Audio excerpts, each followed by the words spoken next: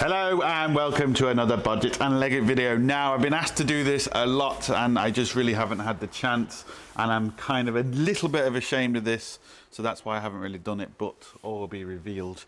I've done kind of like a mini toolbox tour. This is going to be like part 2, and then I'll show you kind of the toolbox when I get it, hopefully in the next few weeks or so.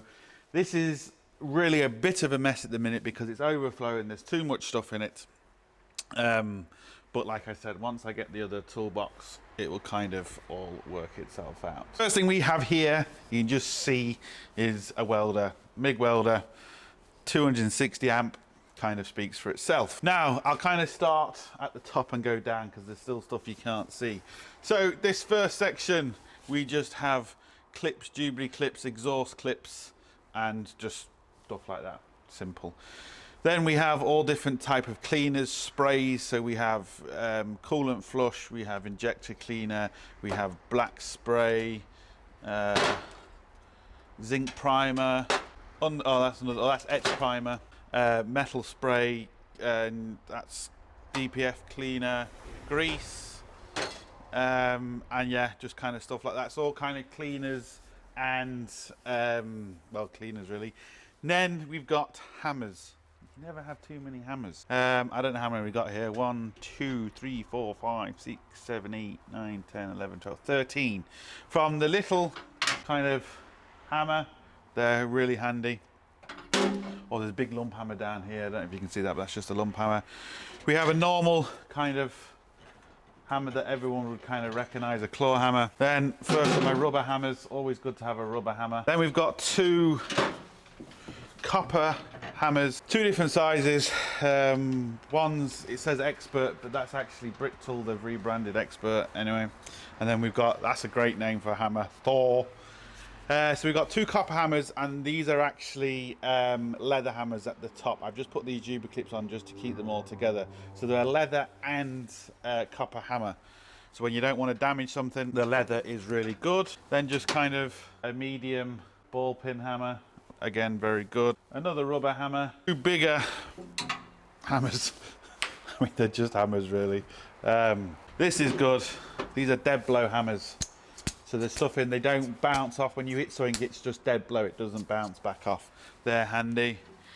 This is really good, depending on what you work on. This is a Facom one. But this is, it cannot produce a spark. So no matter what you hit, this hammer will not produce a sparkless hammer. So if you're working next to something that's flammable or anything, you hit something with this and it sparks and blows you up, this won't blow you up. Then just 2 kind of lump hammers, different sizes. Simple, really. Now, moving along to the next section, we have our cable ties. You need cable ties.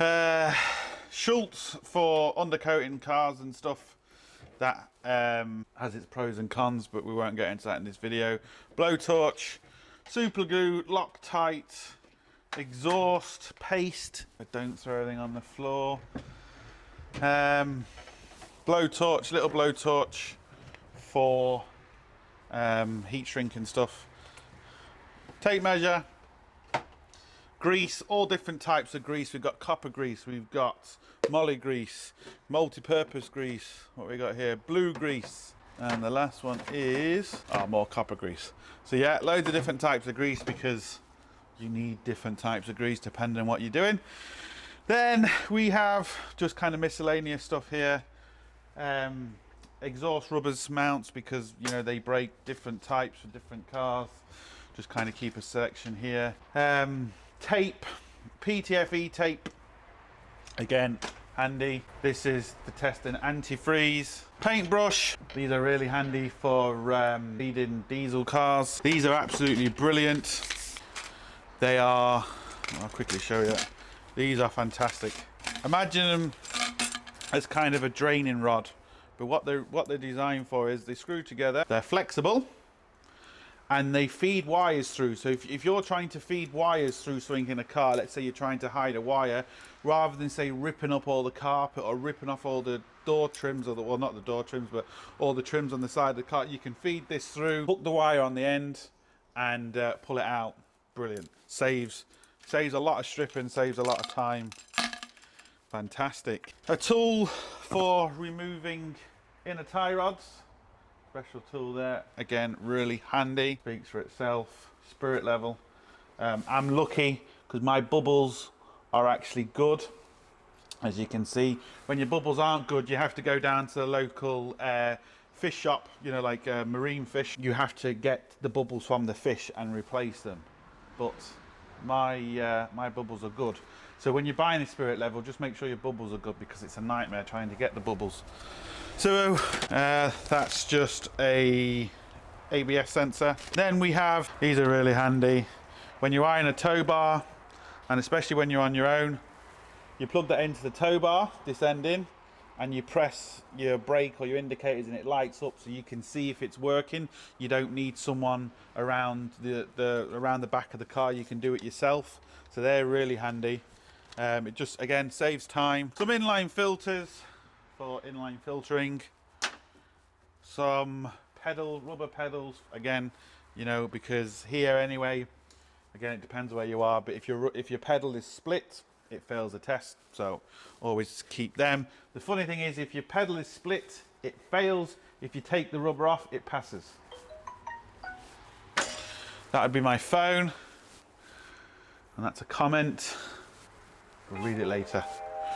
Right, so that's that. Then we move along to our fuel lines, all different lengths of fuel lines and different thicknesses, 6mm, 8mm, 10mm. We've got some wire here then, some heavy gauge wire, 2-core wire, again, depending on what you are doing. Then we've got cutting discs, grinding discs, more cutting discs for 4-inch, cutting discs for 6-inch. Grinding discs, or grinding mop, should I say, that's a mop, and then just some old discs that are still kind of good. Some goggles to protect the old eyes. What else? Oh, these are nifty. This is what I use when I'm setting up differentials. I am going to be doing a video series on how to properly set up a differential. You do need some specialist tools, and it does take a long time to get all the backlash and everything set right. But these are machinist V-blocks. So we'll quickly whip out one of these and show you. They're heavy.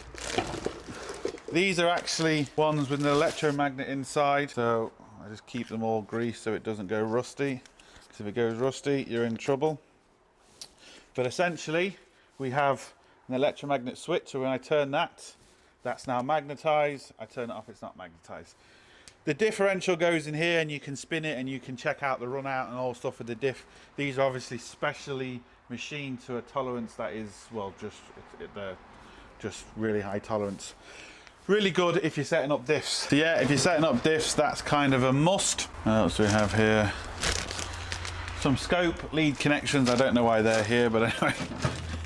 Then we have the 12-volt pump, which I've used in a lot of my videos for filling up gearboxes. Well, for all sorts. It's amazing what something like that can do. Lidl's special. Then just some prop rivets there. You don't really need to see them. Then what we have here is all my bulbs. So depending on, you know, what bulbs I need, they're all listed. H1s, H3s, H4s, H7s, 501 capless bulbs. Just all did, there's no point me showing because they're just bulbs. Brake and tail light bulbs, indicator bulbs, yellow indicator bulbs, just all different types of bulbs for different types of cars. Then we've got under here is what I use for my time machine. So we've got some blue cement, which is for patches. We've got some bead sealer. We've got some weights here, stick-on weights and bang-on weights. These are for alloys. I'll show you what they look like just so you know. If you're using an alloy wheel, depending on what weight you need, you cut these to suit and then you stick them on. These are just your normal kind of bang-on weights then, to make your tyre balance. So that's kind of the top section. So we'll get a bit lower now. This is where it gets a bit sketchy, especially over there. It's going to be a bit of a mess, but anyway. So here I have all my brake lines. So if I'm making brake lines, I've got brake lines, copper lines, we've got nickel lines, different thicknesses for different vehicles, or different diameters, should I say. We have our brake flaring tool here. So that's what we've got there. We've got a few just little connections and stuff for silicone guns and stuff like that. Now down here I have my CV boots. Now these are all stretchy CV boots, so there's a machine just here. I've shown this on videos. You put your stretchy boot on it, it opens up, and it's just easier. It saves you having to completely dismantle your whole drive shaft. You just put the boot over, it stretches over, and it's, well, stretchy boot. And these are what one of them looks like. So it's really simple. What else do we have here? We have some more Schultz. So this is what I was saying, to undercoat cars. It does have its problems, so it just depends what you need to do for you to actually use it. Then we have kind of well, this really is a DIY. I've used it a few times. It's for topping up air conditioning units. It's only really designed for topping up. They do kind of work, but obviously the big machine is better. But yeah, that's just the way it goes. We then have special spanners here. These are for 2 XE engines, and so the 2.0 and the 1.6 XE engines. When you're adjusting the timing belt, you have to actually adjust the water pump, and these are what the spanners are for that. Then we have some injector pullers, slide hammer for an injector puller. We have a tool for taking off or taking out fuel tanks, the fuel tank send unit, the plastic, the big plastic bolt, that's all the nut that's on there, that's the tool for taking that out. Then we have some tools for, where's the other one? Oh, the other one must be in there. This is for the newer transits, for taking off the diesel filter. I've got another one that's just essentially just this bit here, hasn't got this angle here. They're just the same thing, but just for different ways. Then we have the bottom, well, a pulley remover, really good for bottom crankshafts when they're kind of really hard to get off. That removes them without doing any damage. Gloves, grease, these are really good. This is what everyone should have in the car. I'll be doing a video on these shortly. It's just to repair your tires. This particular brand is Blackjack. Really good, really handy. You can repair your tire on the side of the road. They're just extra patches for it. Then we have some punches, kind of punch drift set here, tapered ones. They're good for all sorts of things. What else do we have? This is a vacuum and fuel pump pressure gauge by Snap-on. That's that one. This then is again, this is made by Snap-on, but what this is actually for, right, my battery just died, but anyway, this is a 4-to-1 torque multiplier made by Snap-on. Really handy. Again, essentially what it does is if you put 100 foot-pounds or 100 whatever newtons through this, you get 400 newtons out. If you put, you know, it just doubles it, or 4-to-1, doesn't double it. So they're really handy. Then we've got some more grease down here. We've got some compressor oil and a few bits, nothing really exciting. We've got this tool here, which I've just showed you before, which is for the stretchy boots. We've also got, this is called a porter power. It has all different connections on. It's for use for crash cars and stuff like that. I use it for that, but I also use that connection if a caliper is kind of stuck. It pushes it back nice and easy. So that's that. Oh, I forgot to mention this. A breaker bar. This is a 1/2-inch breaker bar, but it's actually a ratchet, kind of a ratchet breaker bar, which is handy. We then have the big daddy of the breaker bars, and this is a really nice connection, which makes it into a ratchet. So you turn the breaker bar into a ratchet. The breaker bar is the Brit tool, and the end, that's a Snap-on end. Then we have the long flexi head from Snap-on, that's a 1/2-inch as well. Now we come to the drawers that I'm going to get a bit of grief over, but like I said, they're overflowing. When the new toolbox comes, everything will be in its place a lot nicer than this, but you're going to get the idea. Once I get the new toolbox, I will kind of go through it a lot better. We'll just kind of give you a close-up look of everything we've just kind of gone through.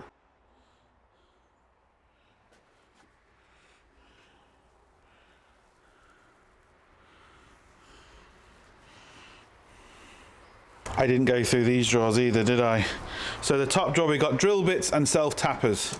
Self-explanatory. Full of self-tappers and full of drill bits. Second drawer, electrical connections and fuses. So electrical connections and fuses, all different types of fuses. Next drawer, heat shrink and brake line connections. All different threads and sizes for different cars, all different thicknesses and lengths on the heat shrink. And this next drawer is just kind of a miscellaneous drawer. I've got all sorts of stuff in here. More heat shrink. I've got special buttons to kick over the engine. Just connections and all sorts, but again it's just a mess at the minute, but we'll get it all sorted properly. Oh, I didn't show you these Facom 5-sided stars. So these are 5-sided, as you can see, with the hole in the middle, the security hole, and they are from Facom. Now right at the bottom we've got a big 1/4 inch set, and on top of that I have another set full of torque splines and all that sort of stuff. No real point getting into them. I'll do, like I said, we'll kind of go through everything a lot better once I get everything kind of arranged properly. So the bottom drawer, it is organized, but it's not, if you know what I mean. All types of pliers here, pin nose, just every adjustable pliers, special pliers for clips, and just all types of different pliers. This one here, we've got all different types of spline screwdrivers. Then we come across to chisels, wire brushes, vice grips, just all kind of sorts in there. Then we've got our screwdrivers. So we've got all different makes, lengths of Phillips screwdrivers, same with flat bladed screwdrivers. Then we've got brake line pliers here. We've got water line pliers to block water lines. We've got some more circlip pliers here, again, all different make, different sizes. This is a drawer full of stuff for repairing tires. So we've got patches, we've got weights, we've got everything to do with tire repair. Next drawer, we have a lot of stuff to do with spraying. So I've got all my spray guns here. Body panel remover tools. We have some really long screwdrivers. Again, as you can see, it is kind of a mess, but they are there. But once we get the new box we sorted. Next, we've just got loads of different air tools, air grinders, chisels, air sanders, just all different types of air tools. Some really big sockets. These are for Transits and Mercedes, taken off the back wheel, the back discs, die grinders, all sorts, air saws, everything kind of in there. And in this drawer, this was the other tool I was telling you about for the Transits. So I'm going to put that next to its brother. But here we just have loads of different type of sockets. Ratchet spanners, long ratchet spanners. These are really cool for a lot of the Japanese cars. These are some really unusual sockets, as you can see. I mean, you've got some 5-sided sockets there. You've got some really weird shaped sockets and everything there. Mainly Japanese cars. We have some new bit sets. These are TXP set from Trident. They're a different tip to the others. Let's just move some of this stuff out of the way. Just loads and loads and socket sets, all different make, all lifetimes guarantee. More Facom screwdrivers there. More bits. Again, I'll go through this a lot better once I get all this a lot better organized in the new toolbox, but it just gives you an idea. So that's really it. Yes, obviously, don't get me wrong, I would love a big, huge, fancy toolbox. Just don't have the money. It's as simple as that. I've put all my money into tools and stuff rather than kind of a big, mad toolbox. If I had the money, I would get one though. I am getting a bigger toolbox. I think it's like 72 inches long. It's got a nice wooden top. So that should be coming shortly. Once I get that, I'll put everything in nice and neat, properly how I want it, and we'll do like a proper tool tour. And I've still got loads of other bits that it's not even on here. Just boxes and boxes of stuff. Yeah, and you're always adding to them. It's just one of them things. It's an expensive game, unfortunately, and it's one of them things that they keep bringing new tools out and you keep needing to buy them. It's just one of them things. I like shiny things, so it doesn't really matter. No doubt. Oh, what a catch. No doubt I'm going to get a lot of grief for how kind of messy this is. It is messy, but it isn't. Everything is sectioned. Everything is kind of right, but yeah, obviously I would prefer it in a toolbox or nicely laid out, which it will be shortly, but it's just not there yet. So that's it. That's kind of part 2 of the toolbox tour. Loads more to come when I've got the time to do it. So as normal, links down below, links up here and everything. But most importantly, don't forget, get your hands dirty. See you for the next one.